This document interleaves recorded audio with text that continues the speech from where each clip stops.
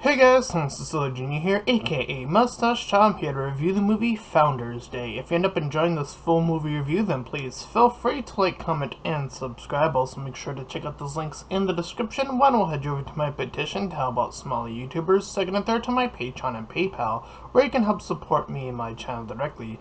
And fourth to my Discord server, you can join, collab, and chill, and do all that cool stuff. And chilling will remind at the end of the review. With all that out of the way, let's get into Founders Day. So this is just a movie I randomly, by happenstance, came across. So I was like, okay, seems like it's going to be a horror movie, I'll check it out. And I'm here to talk about it as objectively as possible. Talk about plot, characters, all that great stuff. With all that out of the way, the movie starts out pretty openly with a lesbian couple. We follow Allison and her girlfriend Melissa.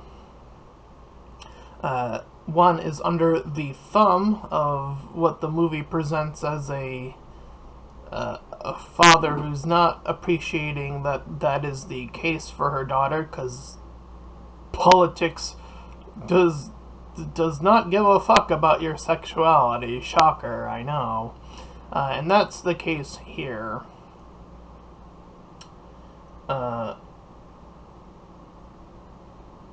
So, during their little outing, after getting out of the household, they go on a little walk towards this bridge where it seems as if one of them is going to be moving, or some equivalent of that, and Melissa wants Allison to stay.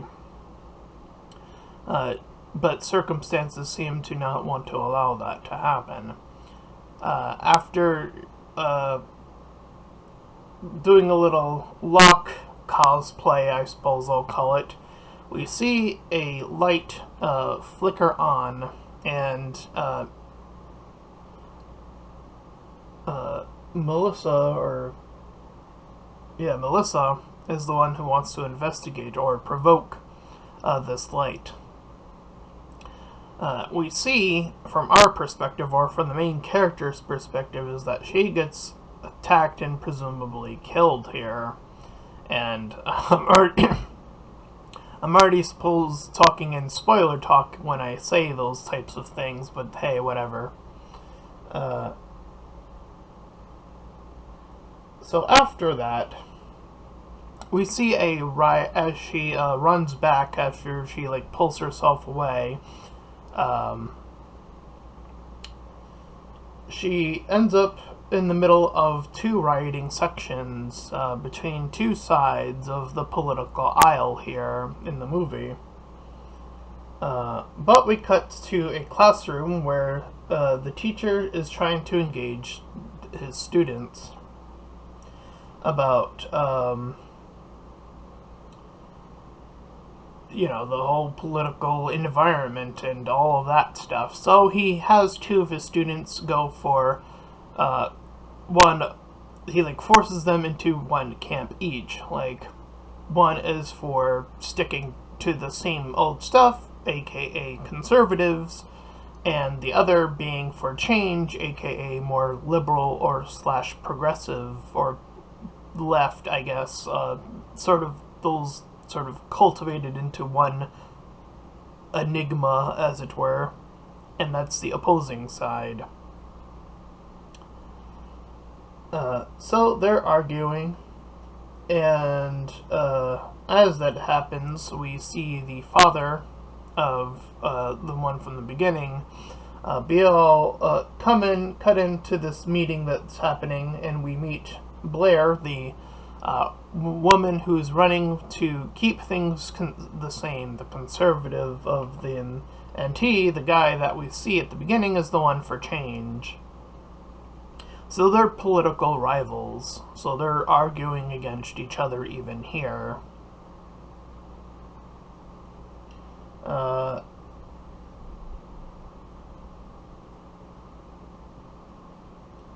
So the lady's slogan is pretty standard. It's essentially saying consistency, which is great for movies, but in terms of reality, in the real world, consistency isn't always great. Considering our own American real life history, consistency can go, in real life, can sometimes go fuck itself. Because, man, our history is fucked up. But hey, so is the rest of the world's history, so the world has a fucked history. America just happened to be one of the countries that got out of being as fucked as every other country sooner than most. That's all America really has to it when it comes to that specific thing. And yeah, that is where the whole idea of America being, the greatest country in the world even comes from. And that even comes even shadier when the only other reason that America is the greatest is because we rely on other countries to help us. We rely on Japan. We rely on our northern buddies in Canada. We rely on, China for certain technological advancements. Like, we are so dependent on other countries, and yet we have the gall to simultaneously still say, yeah, but we're still the best over here. That's America. That's how we still are to this day, and it's kind of funny every time I see conservatives talk, and they're not ever willing to admit that. You just gotta be honest with this stuff. We have a pretty, again, fucked up background, so I wish this movie would have been a bit harder on the politics, honestly. I think the politics here are a bit bland, if anything. Again, they keep a bit broad, like, she just says consistency, and that's her entire slogan, and then that's sort of, like, the broad thing. I wish, again, there would have been actual, political arguments in the movie about things that we face today. I think that would have only made the movie stronger because, again, that's sort of the premise of the movie, or the backbone of the movie, other than the characters, which there aren't really that strong, well-written characters. So if you're not going to focus on making the characters good, might as well focus on making the politics interesting, but no, they don't even do that. So yeah, again, we have such a rich and crazy fucked up history, and yeah, we have the gall again to say we are the best. And yet, if you were to ask me personally, subjectively, ooh, dare I say the word, what grade would you give the United States of America? I would honestly give us a B-, and slipping into C territory, C+ territory, really, we're pretty on the verge. We have been on that verge consistently for a while, while other countries are at C, flat C, and then the worst of the worst are obviously the Fs or Ds or whatever. But yeah, America's at a B-, when, again, we could be striving for, A for America, or being even cooler than that, S tier, the secret tier, But there are so many people who don't know how to get there within politics, and it's kind of frustrating to consistently see that almost every single day, even outside of when we approach the political landscape month, as it were, or year or whatever, how close it is to within that time frame, and then everyone kind of just fucks off for the rest of the years, or the rest of the year. It's always kind of embarrassing in that way when you think about how much of America is still fucked in a lot of its system, just as an example that they could use in this movie, the way we vote, the states having the numbers so that every vote matters is a lie. It's objectively a lie, and we have been feeding this to America for years. Even in last year, that was still last year, in 2023, I remember people saying in the news and all the political pundits saying every vote matters. That's a fucking lie. And we should know this by now, and yet people don't wake the fuck up to this. It's like, yeah, change the fucking system already. What are you doing? And yet people still argue for the state system. It's like, why? That system sucked for years. It's been broken for years, and yet nobody is actively trying to change it and doing something to change it.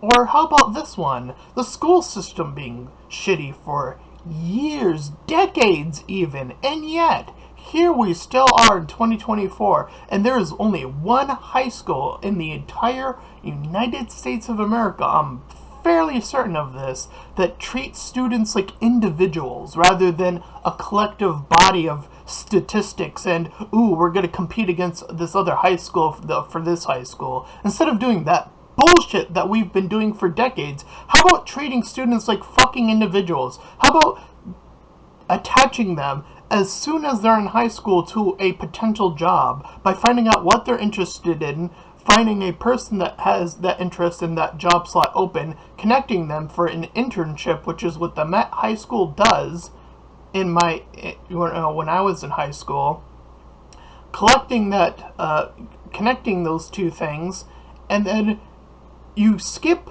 the, needing to do the whole, job interview, because now you're just in there getting the experience rather than asking, having to lie about being interested or not interested, or all this bullshit that we still do in 2024, by the way. And instead of doing all of that bullshit, we can have people getting jobs by the time they're in fucking high school, getting work, getting paid, actually deepening our relationship to capitalism. Oh my god, yes, I said it. Deepening our relationship to capitalism earlier in our years. And then, through that and through other systems within how the Met works, and if you were to expand that outward, you would get, and I kid you not, because I remember this in my high school, there was zero homophobia, absolutely none. There was, close to no racism. And you know why?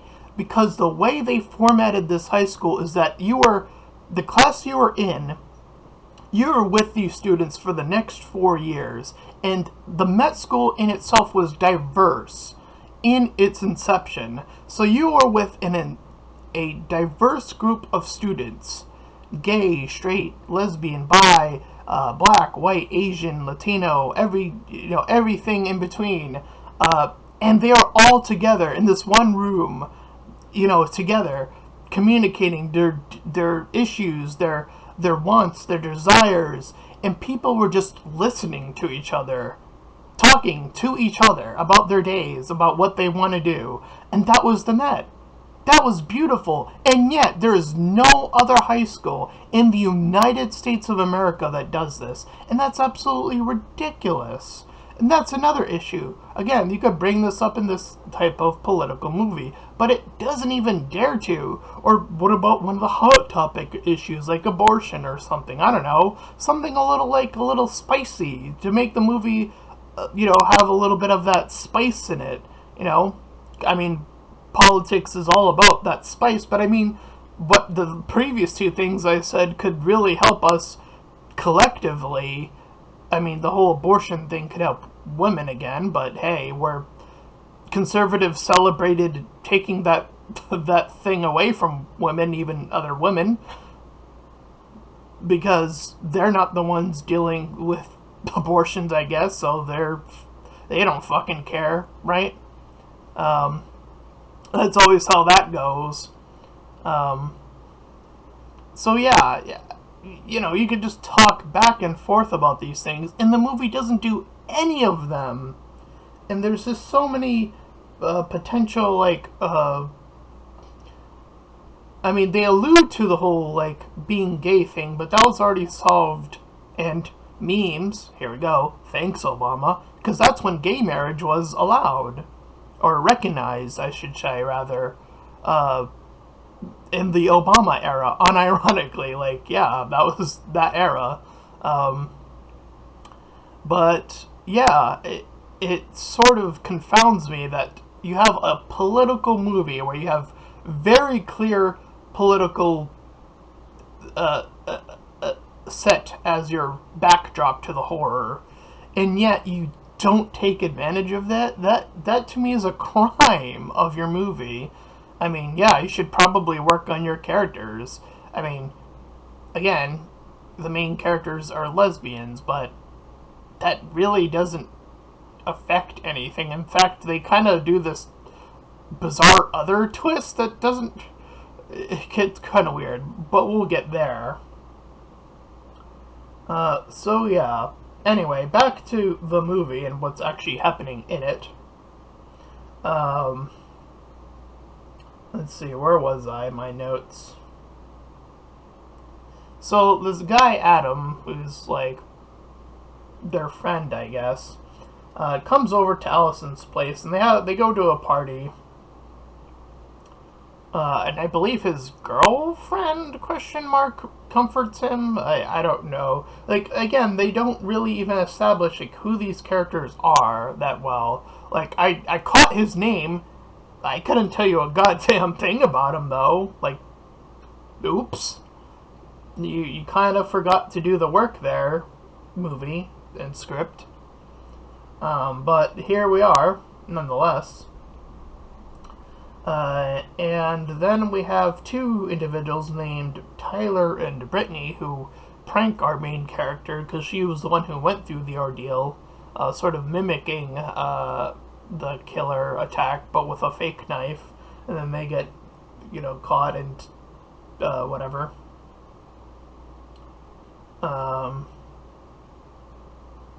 But deeper into the when they're like separated or whatever, she later on gets real attacked, the Brittany character, getting her neck slipped up.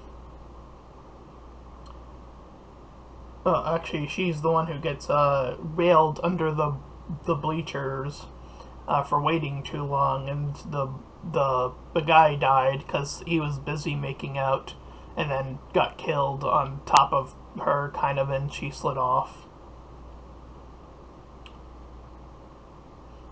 So the killer, the one that you see in the mask above there, sends a little message, and I don't know how like the message relates to anything that's happening to the movie. So again, that's I mean, the cops that are in the movie, I don't remember them figuring any of that out. So,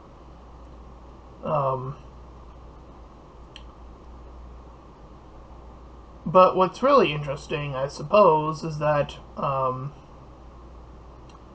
we kind of learn pretty early on, because Allison makes her way into one of the rooms where a killing just happened, and then she runs into Adam. So Adam is actually one of the killers.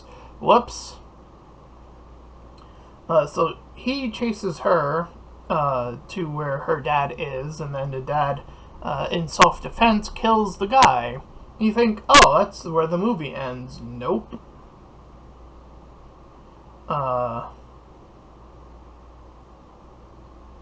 Instead, we have what I can describe as like a montage of like people like reorganizing and like trying to find their way or whatever.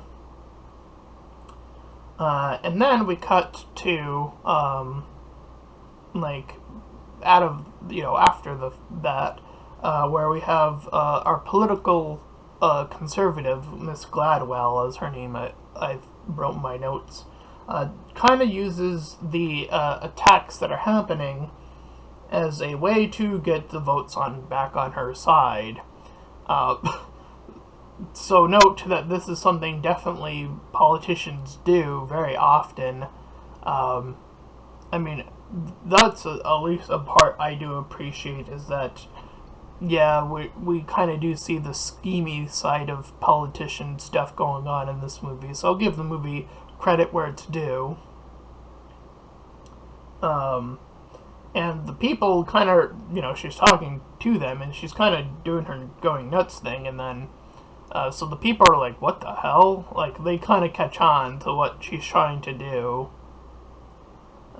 Which I do appreciate that we didn't go with the whole town being stupid thing.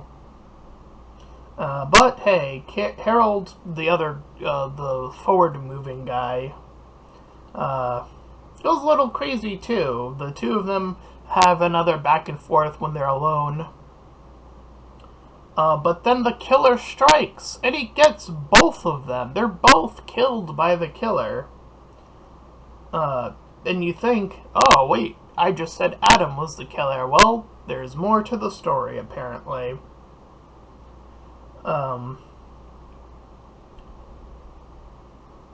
So while that's happening, and the female cop is also killed too, I think, here. But nonetheless, we see another cop approaching Allison. And he kind of fumbles his way into admitting that there's something up at her house. And so she avoids all that nonsense and gets out of there.